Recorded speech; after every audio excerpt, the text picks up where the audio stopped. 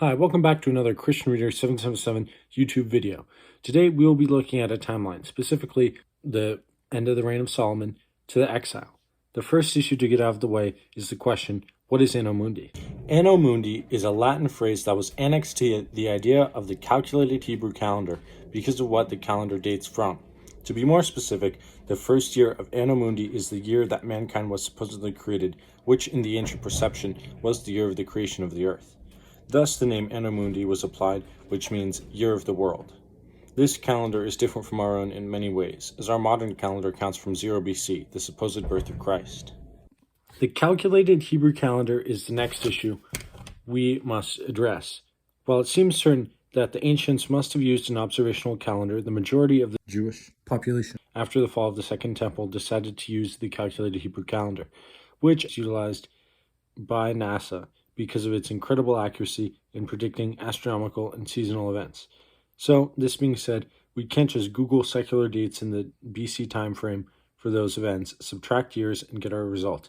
It just does not work well when discussing biblical years, as the period referred to as a year is different between a Hebrew and modern year, and often between Hebrew years themselves, such as regular and intercalary years, where a month will be added to keep things in their proper seasons.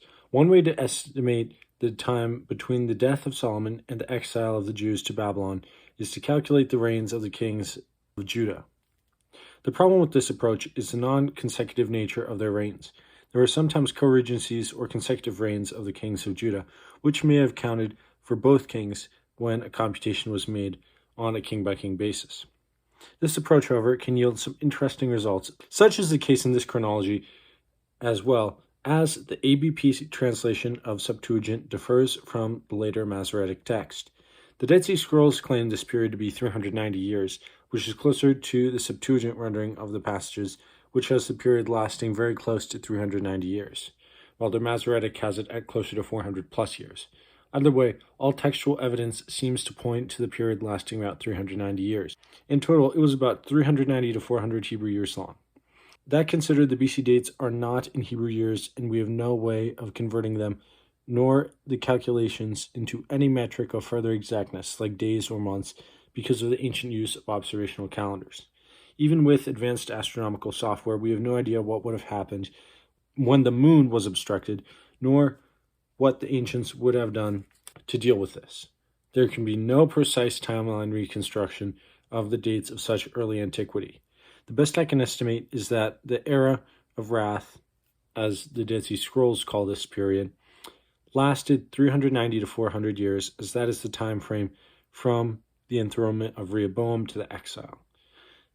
To sum everything up, from Solomon to the exile in the modern calculated Hebrew calendar is either 344 calculated Hebrew years or 345 Hebrew years, again, according to modern converters of Hebrew dates. Hopefully this video has been helpful to you. If you notice any errors, please inform me in the comments below. If you like this video, please subscribe to my channel and hit the like button.